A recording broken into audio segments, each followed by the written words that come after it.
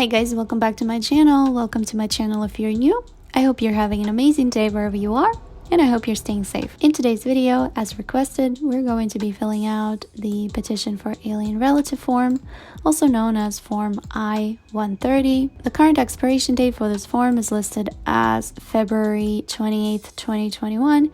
Now, this does not mean that you will not be able to access this form after this date. No, what it means is if you're using this form with this expiration date, you should be mailing it or submitting it to USCIS by this date. If, for example, you're mailing out your application on March 1st, you should be using whatever form will be available on the USCIS website then. So before you mail out your entire immigration packet, please log in to USCIS website to double check that the expiration dates match. Okay, so let's continue. This part right here is for USCIS use only, so we're going to leave it blank. This part right here is to be completed by an attorney. Again, this is not for us, so we're going to leave it blank, and we're going to start right here. Make sure to type or print in black ink only. If you need extra space, we'll be using part 9 for additional information. We're going to set it aside for now, and I will show you how to use it in a little bit. Relationship. You are the petitioner, your relative is beneficiary. Question 1, I'm filing this petition for my spouse.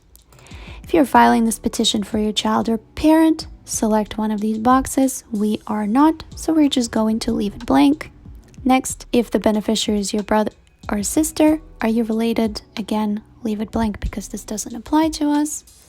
Next, question 4, did you gain lawful permanent resident status through adoption? And we're going to say no. John Doe was born in the United States. Next, information about you, petitioner. John Doe was born in the US, so he does not have an alien registration number, so we're just going to say not applicable. I want to pay your guys' attention to leaving blank spaces in these forms. Lately, people have been saying that their applications have been denied because they left blank spaces completely blank. However, it's been said that USCIS has been denying applications where the spaces are left completely blank. Instead, we're just going to be safe and we're just going to use NA in any blank space that does not apply to us. All right, next, USCIS account number. Again, we don't have one, so we're just going to say not applicable either. And John Doe does have a social security number, so we're just going to type in his social security number. Okay, next, your full name. Our petitioner's name is John Doe, so last name Doe, first name John, and middle name H. Next, information about you. Other names used, if any. John has never had any aliases, maiden names, or nicknames, so we're just going to say not applicable in all of these. Next, other information. John Doe was born in Boston, and country USA. And let's say John was born on January 1st, 1990. Keep in mind that this is the date format you should be using. And we'll say John is a male. Next, mailing address. I'm going to say in care of name John H. Doe. Street number name, John is living on 1 Sunny Drive, and he's living in apartment, we're gonna say apartment 2, and he is living in Boston. We're gonna say state Massachusetts, zip code 00000, province not applicable, postal code also not applicable, and country USA. Now, this question is important. Is your current mailing address the same as your physical address? We're going to say yes. Now, If you have answered no to this question, then next section, address history, will be asking for your physical address that you're living in right now. However, if your physical address where you live right now and your mailing address are the same, then we're just going to say that none of this is applicable. So we're just gonna say not applicable to all of these.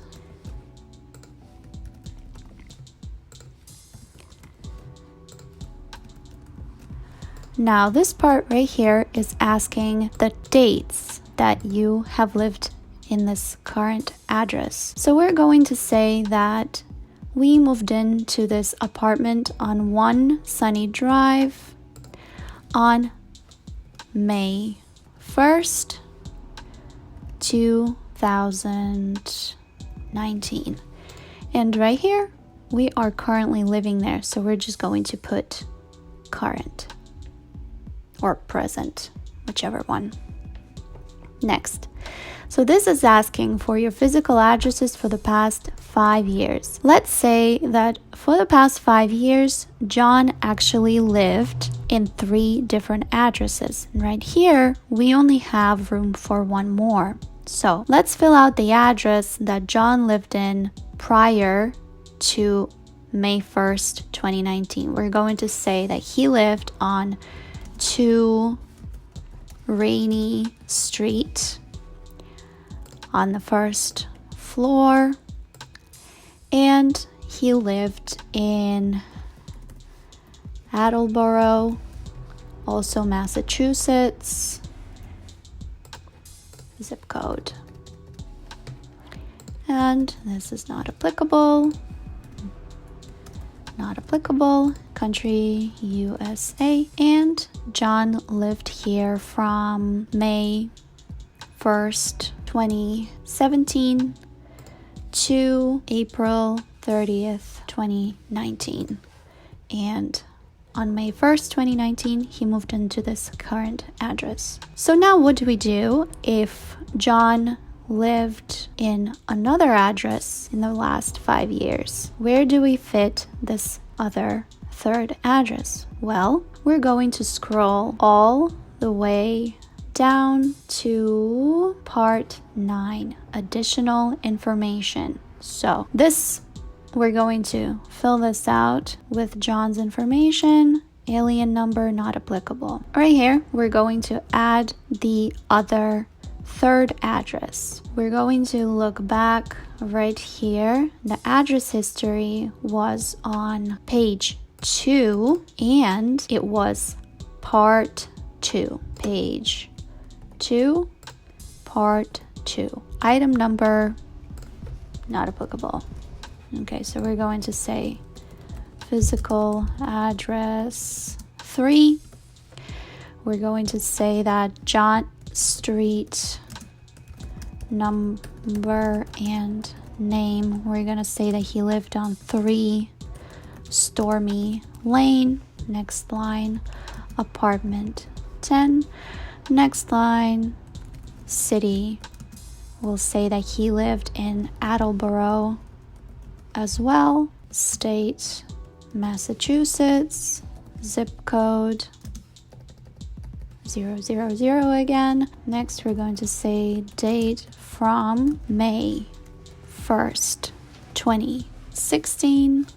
Date to April 30th, 2017. All right, so now that we filled out that last address, we're going to move on. Your marital information. How many times have you been married? We're going to say that John has only been married once, and he is currently married. Moving on. Date of current marriage. We're going to say that John Doe married his beneficiary, Jane Doe, on June 1st, 2020. Place of your current marriage. Let's say they were married in Boston as well. Massachusetts. Province, not applicable. Country, USA. Next. names of all your spouses. John's spouse, Jane Doe, is the beneficiary, so we're just going to say that her last name is Doe, Jane, and middle name L. And date marriage ended, not applicable because they're still married. Next, spouse 2, John has never been married to anyone else before, so here just going to say not applicable to any of these. Next, information about John's parents. Okay, so we're going to say that John's parents, Doe, let's start with his dad. So it's going to be Jack Doe, no middle name. And date of birth, let's say February 1st, 1965. Okay? And Jack is John's dad, so he's a male. Next, where was Jack Doe born? He was born in the USA as well. And let's say they were born in Boston. We're just gonna keep it simple here. Parent 2 will be John's mother, for example. So her last name will also be Doe, Jennifer, middle name K. March 1st, 1966. She's a female. She was born in the USA, and they all right now live in Boston as well. Next, additional information about you. I am a U.S. citizen. John Doe is a U.S. citizen. If you're a U.S. citizen, complete number 37. My citizenship is through, and we select birth in the United States. Have you obtained certificate of naturalization or certificate of citizenship? This doesn't apply to us because we were born in the United States, so we're just going to leave it blank. If you answered yes to number 38, complete the following. Certificate number, place of an issuance, and date of issuance. We're just going to say not applicable to all of these. Next, if you're a lawful permanent resident, complete these items. We are not lawful permanent residents, we're a regular citizen, so we're just going to say also not applicable to all of these. Okay, employment history.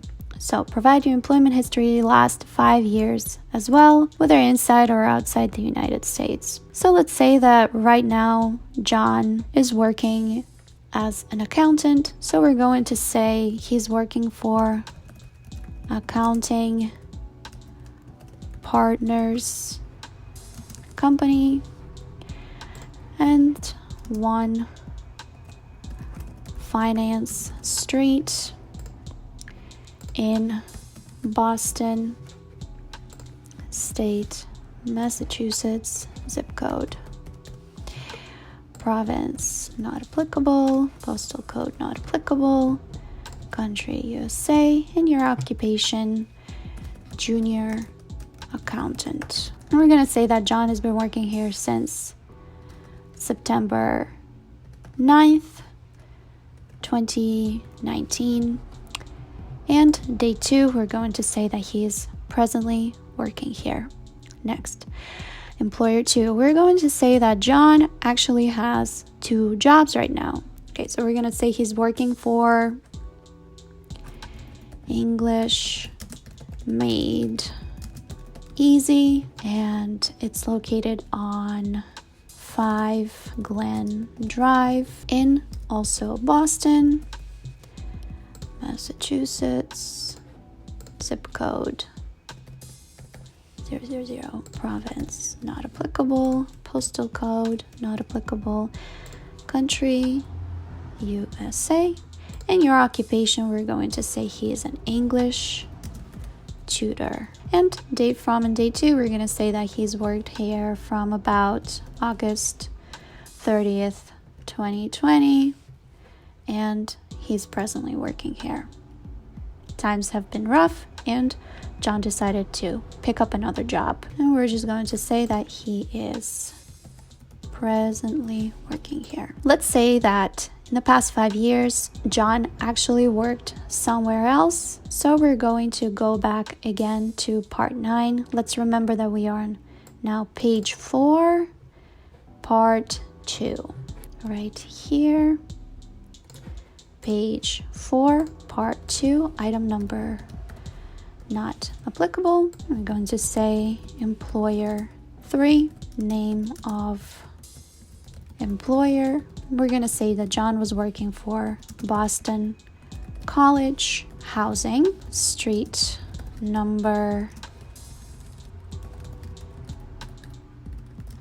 and name. I honestly don't know where Boston College is located, so I'm just going to say 1 Boston College Road. We're going to just say city, Boston, state, Massachusetts, zip code 0000, country, USA.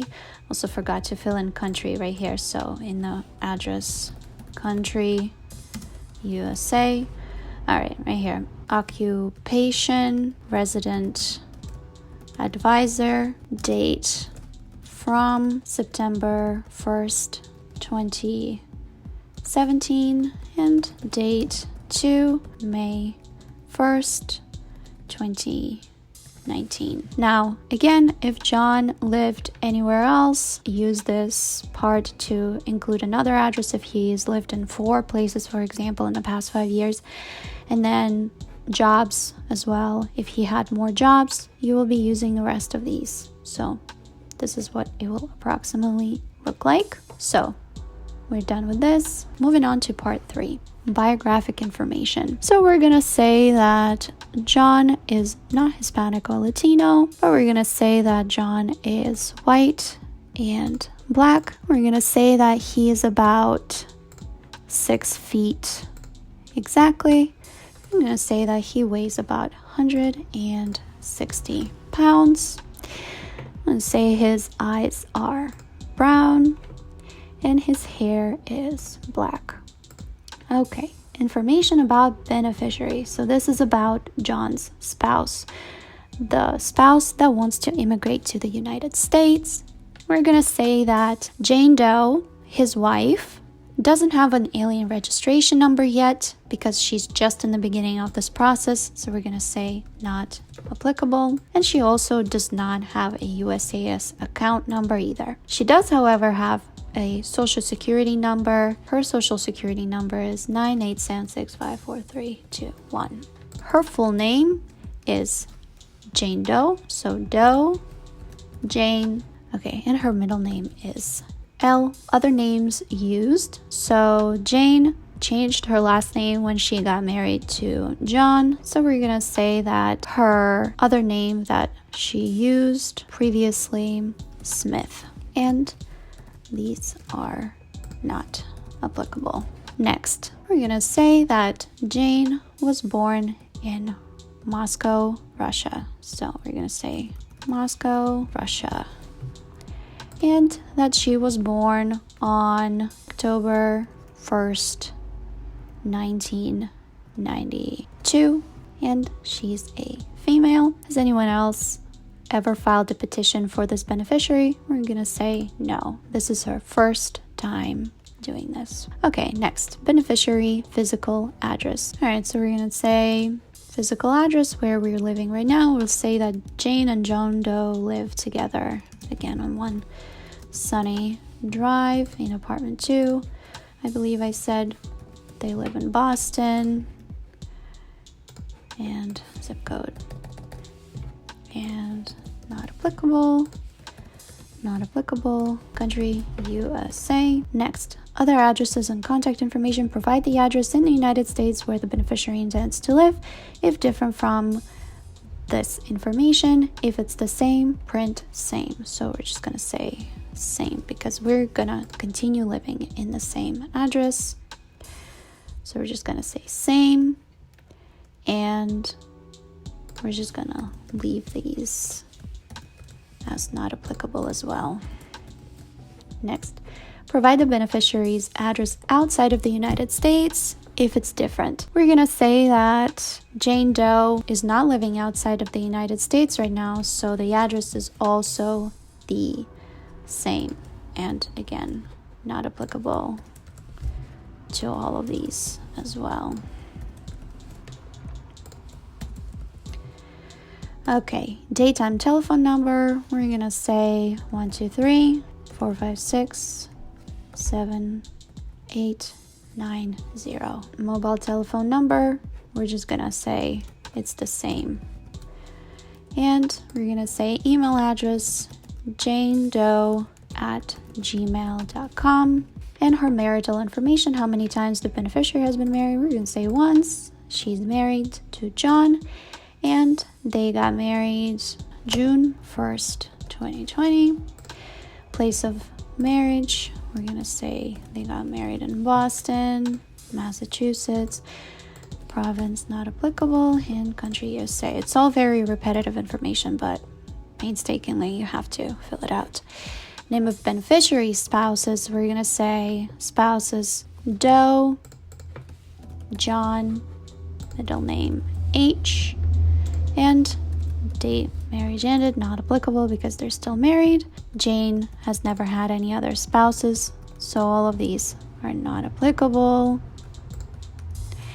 Moving on, information about beneficiary's family, information about beneficiary's spouse and children. So obviously our spouse is John Doe. So again, Doe, John H. Spouse, January 1st, 1990 in the USA. And Jane and John do not have any children, so we're just gonna have not applicable to all of these. If they had kids, this is where you would be writing in their children's names and another person, so not applicable either. Next, beneficiary's entry information. So, was the beneficiary ever in the United States? We're gonna say yes.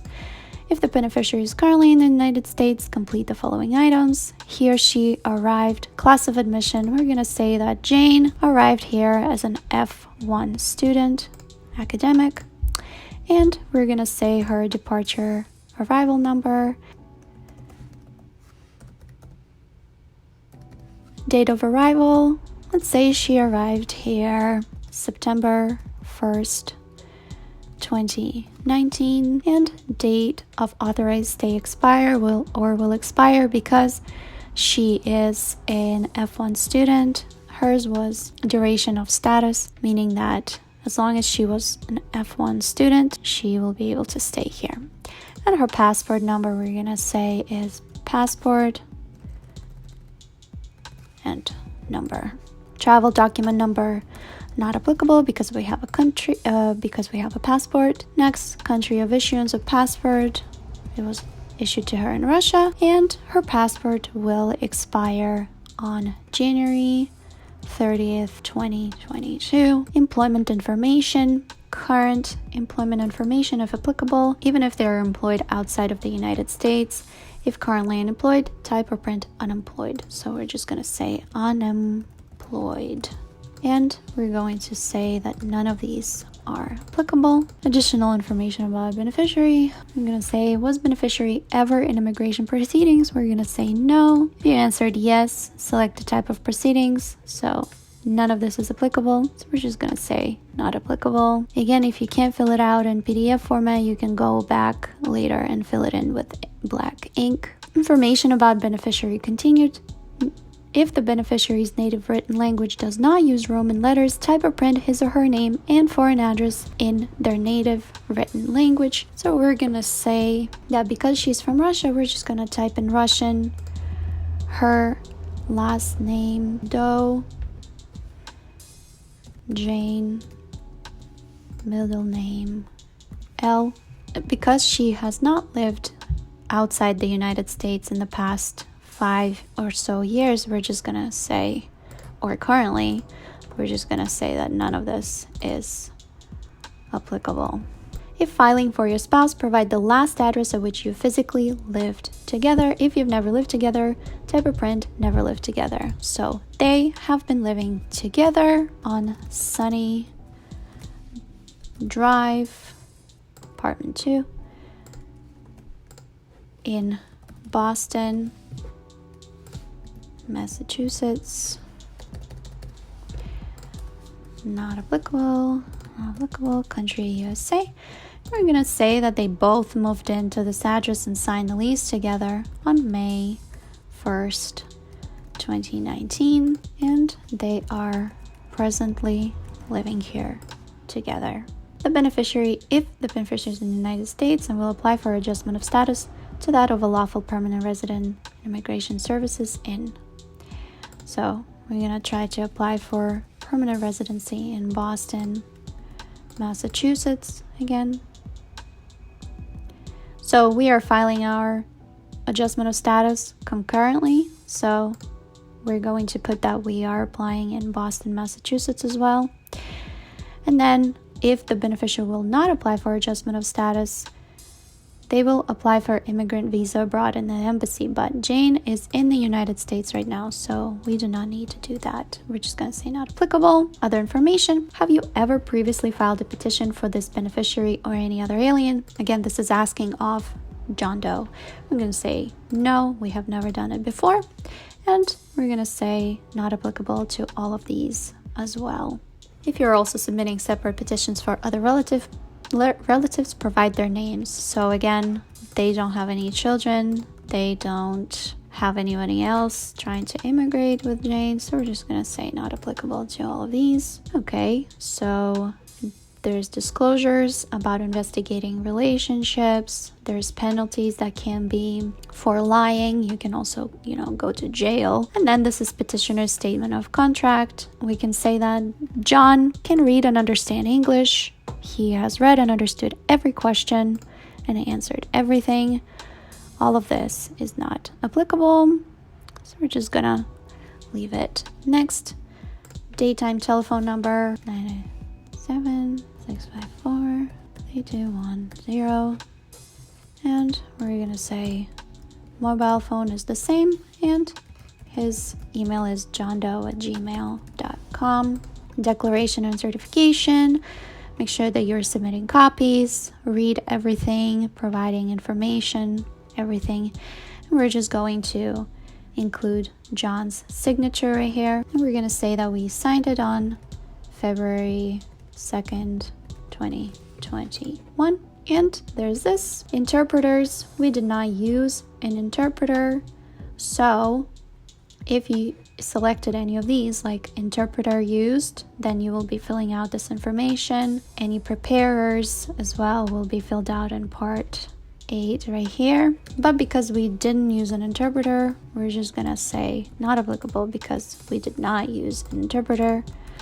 So we're just gonna fill in not applicable to all of these. We also did not use a preparer as well. We're just gonna say not applicable as well. And as you can see, we are at the end of our application. All the additional information that we have provided will be on this page right here.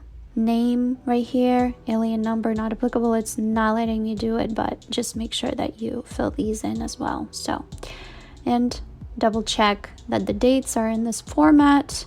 Please take your time, don't rush, and make sure that when you print out this application, you sign it. Don't forget to sign. I hope you guys found this video useful. Give it a thumbs up. I'll see you guys next time.